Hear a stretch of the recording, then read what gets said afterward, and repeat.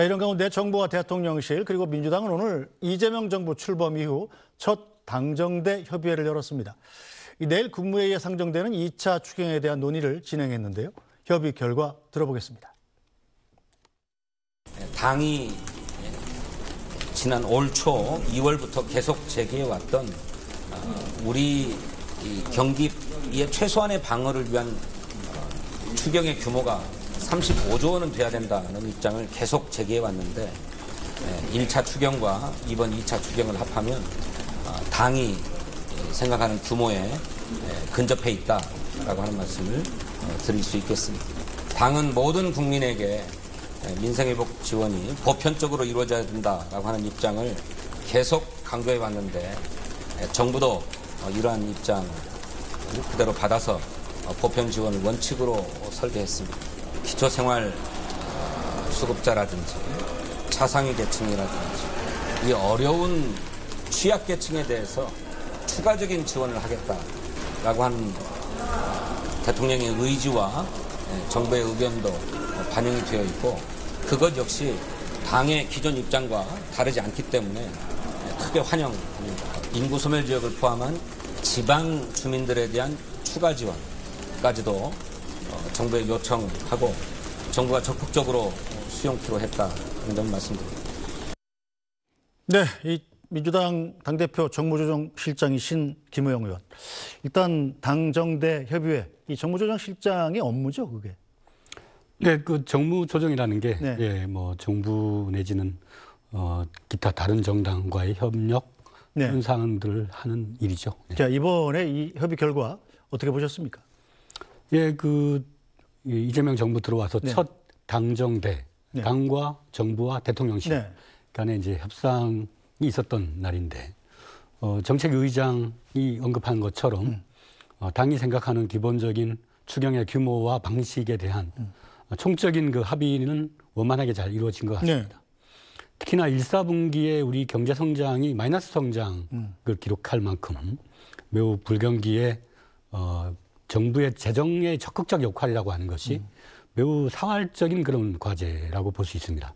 이럴 때 이제 기재부가 그동안에는 주로 이제 긴축을 통해서 재정 지출을 하지 않는 방향으로 여러 가지 설계를 해왔는데 네. 이재명 정부의 기본 방향은 과감한 적극적 재정 집행에 포커스를 맞추고 있습니다. 이제 네. 거기에 첫 단추는 잘 꿰졌다 이렇게 볼 수 있겠습니다. 네, 어쨌든 박정호 의원께서는 국민의힘 입장에서 이 국가 채무가 늘어나는 부분을 좀 염려하고 있는 거죠. 그죠. 지금 워낙 그 민생이 어려운 네. 상황이니까 뭐 시도하는 거에 대해서 추경을 잡는 거에 대해서는 저희도 적극 도와줘야 되는데 두 가지 점이 제일 걱정이에요. 앵커 말씀 주신 것처럼 좀 저렇게 되면은 지금 아직 우리가 세수가 이렇게 넉넉하지 않은 상황인데 과연 저렇게 해서 추경을 하게 되면은 국가 채무는 어떻게 될 건가? 그리고 지금 이런 그 경제 성장 상황에서 돈이 이렇게 많이 시장에 풀리면 추후 문제가 될 수 있는 이 물가 관리는 어떻게 할 건가? 뭐 이런 게 걱정이 되거든요. 두 번째는 뭐냐면 몇 년 전에 저희가 이제 코로나 지원금 해갖고 또 한번 이런 비슷한 상황으로 국가 보편적인 지원을 했었잖아요. 근데 국회 예산처에서 분석한 거 보면은 뿌려진 돈에 비해서 효과가 한 30%도 안 된다 이런 분석 결과가 있었어요. 그러니까 과연 그 지금 기재부에서 얘기하는 것처럼 애초에 민주당이 이제 제시했던 것 같은 보편 지원은 아니고 약간의 선별적인 지원을 하는 것 같습니다만 그래도 그게 과연 우리 경기를 부양하고 그다음에 그만큼 뿌려지는 추경만큼 경제적 효과가 있는지 네. 이에 대해서는 조금 걱정되는 부분은 저희가 분명히 있어요. 네, 어쨌든 이 국민들의 입장에서는 과연 그렇다면 나는 얼마 줄 건가? 나는 얼마 받나? 이것도 궁금한데요. 최선우 논설위원께서 좀 정리해 주시죠. 저는 얼마 줍니까?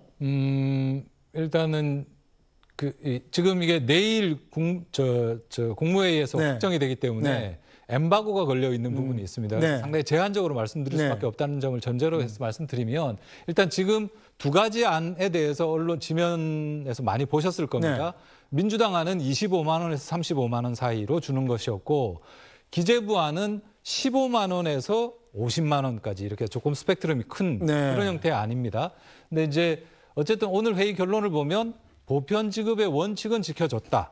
그리고 이 저소득층을 좀 더 두텁게 지원하자라는 그런 대통령의 뜻은 환영한다라고 이제 진성준 정책위 의장이 말한 걸로 봐서 지금 어느 쪽 아닌지는 모르겠습니다만은 좀 두 개가 절충이 되어 있는 형태, 숫자는 약간 조정되는 형태가 아닌가 싶고요. 정부안 표를 좀 보여주시겠습니까? 있습니다. 그러니까 지금 그 기재부안, 그러니까 정부안 같은 경우에 한 15만 원에서 한 50만 원까지 나는 건 뭐냐면 두 차례에 걸쳐서 나눠서 내는 거거든요. 지금 받는 겁니다.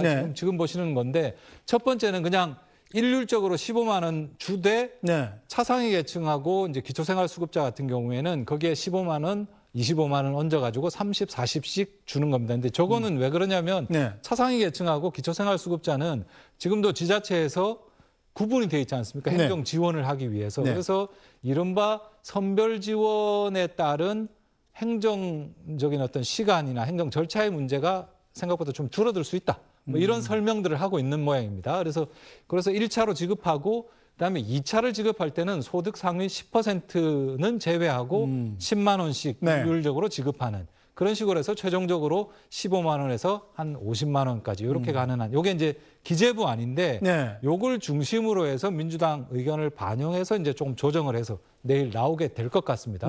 근데 지금 이제 소득 상위 10% 이게 어느 정도 되는지 좀 따져보니까 대략 1억 5천만 원 좀 넘게 소득이 있는 사람. 왜냐하면 이게 근로소득으로 따지면 상위 10%가 1억 조금 넘는데 이게 이제 소득 상위이기 때문에 다른 뭐 고소득 자영업자라든지 이런 사람들이 있기 때문에 상위 10%는 아마 1억 5천만 원 정도 넘는 사람은 좀 적게 받고 밑으로는 25만 원, 40만 원, 50만 원. 이게 일단 정부의 안입니다. 근데 어쨌든 돈이 아무리 많아도 15만 원씩은 받게 되는 거잖아요. 자, 보편 지원에서 선별 지원을 혼합한 형태인데 이렇게 된 이유가 있을까요? 아무래도 이제 보편 지원은 국민 누구나 똑같은 방식으로 가는 거고 선별 지원이라는 거는 이제 예를 들면 사회적 취약계층 그런 데에 좀 두텁게 하자. 이 두 가지 논리가 서로 사실 좀 충돌한 지점이 있었죠. 그러나 따지고 보면 이게 소멸성 지역화폐 방식이기 때문에 결국은 이제 소상공인이나 자영업자, 지역 골목 경제로 돈이 순환해서 또 흘러가는 거거든요. 그런 측면에서 봤을 때 뭐 이념적으로 뭐 보편이냐 선별이냐 이걸 갖고 싸우기보다는 가장 좀 빠른 시간 안에 최적기에 집행할 수 있는 방법으로 좀 타결을 줬다. 그렇게 해석을 하면 될 것 같습니다. 네, 자 국민의힘에서는 어떤 입장이십니까? 늘 걱정하는 부분이죠. 그러니까 소위 저희가 뭐 헬리콥터만이라고 모두 표현하잖아요. 그러니까 그 정말 어려운 분들이 있고 지금 현재 여유가 있어서 스스로의 힘으로 지금 생활을 영위할 수 있는 부분들이 있는데 그런 분들 말고 정말 진짜 어려운 분들한테 똑같은 금액이라도 10원이 있어도 이분들한테 10원이 다 지원될 수 있게 하는 게 훨씬 나은 거 아닌가라는 생각을 저희 당은 기본적으로 갖고 있어요. 그래서 지금 기재부 안과 민주당 안이 어느 정도 섞여서 결과적으로 나올지 모르겠습니다만은 앞서 말씀드린 것처럼 이게 효율적으로 경제에 스며들어야 되고 두 번째는 나중에 국가의 재정의 부담으로 작용하지 않아야 된다. 이런 생각은 갖고 있습니다. 그리고 아쉬운 거는 이게 재정의 역할에 대해서 민주당이 많이 고민을 하고 있지만은 이런 식으로 뿌려지는 돈의 방식 말고 정말 어떤 사업을 일으키거나 아니면 이를 통해서 경제 활동이 돌아갈 수 있는 그런 방식도 재정의 역할로 한번 고민해 보시면 좋지 않을까라는 생각을 합니다. 네, 뭐 이재명 대통령이 귀국하자마자 아마 이 문제부터 가장 먼저 들여다볼 것 같은데 어떤 결론이 나올지 지켜보도록 하겠습니다. 자, 그래서 추경안을 신속하게 처리하기 위해선 여야 협치가 중요하죠. 어제 있었던 여야 지도부 첫 상견례 자리에서 추경을 둘러싼 신경전도 이어졌습니다.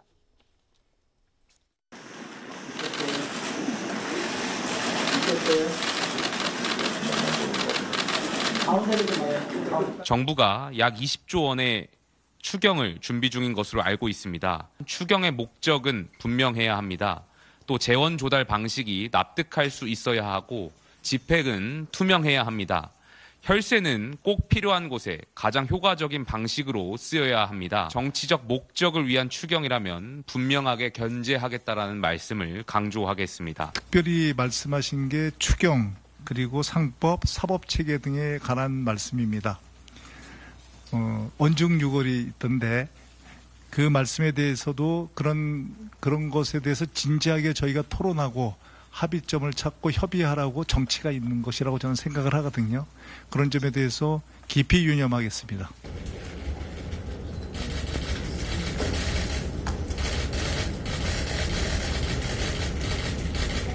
운영위는 여당이 하고 예결위는 야당이 하는 또 이런 부분들도 오랫동안 지켜져 온 정신이었습니다. 그런 부분들을 포함을 해서 이번에 김병기 원내대표님께서 잘 좀 전향적으로 검토해 주시면 좋지 않겠나. 여야 간의 협치의 정신을 살리기 위해서라도 법사위라든지 예결위 부분에 대해서는 한 번 더 심사숙고하셔서 좋은 방안으로 서로 협의가 되면 좋지 않겠나. 송 대표님은 예산의 정책판이신 만큼 예산의 언어를 아는 분답게 국정운영의 현실과 책임을 누구보다 잘 이해하고 계실 거라고 기대합니다. 지금은 속도도 중요합니다. 경제가 흔들리고 민생은 한계선을 넘어가고 있습니다. 정치는 늦으면 무책임이라는 비난을 받습니다. 여당으로서 민주당은 늘 행동하겠습니다. 네, 자 송원석 국민의힘 원내대표가 지금 법사위 예결위 위원장 정도는 좀 내놓는 게 어떠냐 이렇게 제안을 했는데 민주당으로서는 그렇게 썩 들어줄 생각은 없어 보이는군요. 네, 불가합니다. 지금 현재 새로운 원내대표가 자리를 하고 있습니다만, 네. 이게 지금 작년 12.3 계엄과 내란 그 이후에 IMF보다 더 어려운 사실 민생 상태에 있습니다. 뭐 가게 10가게 중에 뭐 한두 개 가게가 거의 문을 닫을 정도. 네. 매출은 뭐 절반 이하로 줄어들었고 심각한 상태이기 때문에 비상시기에 사실 더불어민주당과 이재명 정부는 비상한 어떤 정부와 여당으로서 역할을 해야 됩니다. 네. 그러자면 좀 그 힘을 좀 몰아주셔야 되지 않을까요? 네. 그리고 좀 어느 정도 국가의 위기가 해소되면 그러면 그때 또 야당하고 원만한 협상을 통해서 뭐 협치의 취지를 살릴 수 있는 그런 미래가 오기를 좀 기대해 봅니다. 네, 자, 박정호 의원께서는 어떻게 보십니까? 일단 뭐 두 상임위 위원장을 야당이 가져가는 것도 중요합니다만 만약에 이것 때문에 계속 협치를 안 해주면 또 야당이 발목 잡는 것 아니냐 이런 비판도 있을 수 있는 것 아니겠습니까? 충분히 양쪽으로 다 있을 수 있죠. 근데 우리 김의영 의원님 말씀 주신 데 보면은 협치에 대해서 별로 생각이 없으시구나라는 아쉬움이 좀 있어요. 지금 현재 그 법사위원장은 정청래 의원이 하시다가 지금 그만둔 거죠. 대표 출마하시느라고. 예결위원장은 강훈식 의원께서 비서실장으로 가면서 네. 공석이 됐는데 법사위는 사실은 정부를 좀 그 다수당이 의장을 갖게 되고 그다음에 상원이라고 할 수 있는 법사위는 그러면은 그 야당이 제1야당이 갖게 해서 서로 견제할 수 있게 했는데 지난번엔 그런 게 없었어요. 근데 그렇게 해서 상반기 원구성이 이루어졌습니다만 지금 말씀하신 것처럼 중간에 이제 생각지도 않은 계엄으로 인해서 조기 대선이 이루어졌잖아요. 지금 여당의 위치로 이제 바뀌었단 말이에요. 다수당이. 그럼 민주당이 행정 권력도 그다음에 의장도 네. 법사위도 다 가지면은 사실은 국회가 할 수 있는 건전한 견제 기능을 할 수가 없어요. 그래서 이 부분에 대해서 한번 생각해 보십사라는 말씀 하나 드리고 두 번째 예결위가 이제 비어 있게 되는데 네. 예결위도 저희가 뭐 민생 경제에 대해서 어려움을 모르는 건 아니고 그다음에 민주당이나 정부가 하고자 하는 거에 대해서 적극 도와줄 의지가 있잖아요. 네. 그러면은 너무 편중되어 있는 이 위원장의 배분은 뭐 민주당 내에서도 한번 합리적으로 다시 조정하는 날을 좀 고려해 보는 게 저희 당 입장에서는 바람직하고 좀 협치라는 큰 길을 가는데 첫걸음이 되지 않을까라는 아쉬운 생각은 해봅니다. 알겠습니다. 어쨌든 어려운 민생을 살리기 위해서 어떤 방법이 가장 효율적일지 여야가 좀 고민해 주시길 부탁드리겠습니다. 자, 한편 국정기획위원회가 오늘부터 사흘 동안 각 부처의 업무 보고를 받습니다. 기획재정부의 업무 보고가 가장 먼저 시작됐는데요. 첫 업무 보고를 앞두고 기획위에서 어떤 이야기를 했는지 들어보겠습니다. 경기가 진짜 안 좋습니다. 4분기 0.1%대 성장하는 것도 저는 본 적이 없고 특별한 일이 없이 마이너스 성장하는 걸 본 적도 없었습니다. 앞서 달려나가는 대기업들도 상황은 굉장히 안 좋고요. 중소기업과 자영업들도 폐업이 속출하고 있는 그런 상황들입니다. 새 정부는 진짜 성장이라는 목표를 가지고 출발했습니다. 그러니까 이제는 기술을 주도해서 진짜 성장 기반을 가지고 해야 되겠다. 올해 경제 성장률이 0.8%로 예측이 되고 있는데 저는 윤석열 경제정책의 명백한 실패, 그리고 특히 윤석열 정권의 내란행위의 영향이 크다고 봅니다. 실제로 비상계엄 후에 성장률이 반토막으로 들어갔습니다. 이재명 정부가 시작됐지만은 중요한 정책, 경제정책 수단이 재정수단조차도 쓸 수 없는 그런 상황에 직면하고 있는 거죠. 대책을 세워나가야 된다고 생각을 하고 있습니다. 자, 최선호 선수는 일단 경제가 중요하기 때문에 이 기획이 첫 타자가 기재부가 됐는데 자, 오늘 어떤 논의들이 이루어졌다고 그럽니까? 그러니까 저 국정기획위 업무보고에서 주로 이제 이야기가 되는 게 그 아까 이야기 뭐 나왔듯이 이제 성장 전략과 관련된 이제 현안이 뭐냐라는 업무 보고를 받는 거하고 그다음 또 하나가 이제 공약 이행 계획과 관련돼서 이제 점검하는 거거든요. 그 두 가지 위주로 이야기가 될 겁니다. 근데 아까 조금 전에도 이제 그 모두 발언들에서 나왔습니다만은 올해 경제 성장률이 지금 0.8%지 않습니까? 예상치가 이것도 제대로 될지 좀 모른다는 거기 때문에 이것과 관련된 이야기들이 아마 주로 될 것 같고요. 그리고 또 하나가 이제 오늘 기재부 오늘 받는 회의 그 업무 보고하는 데가 기재부뿐만 아니라 기재부, 국무조정실, 과기정통부, 여성가족부, 교육부, 행안부, 국방부 엄청 많습니다. 굉장히 많군요. 맞습니다. 이게 또 오후에 국세청, 뭐 중소기업 벤처부 이게 쭉 가는 겁니다. 그래서 사흘 동안에 이게 쭉 진행되기 때문에 한 부처에서의 뭐 이야기라기보다는 아까 말씀드린 대로 현재 핵심적인 현안 플러스 공약 이행과 관련된 상황을 점검하는 그런 이야기들이 사흘 동안 쭉 정리가 될 것 같습니다. 네, 알겠습니다.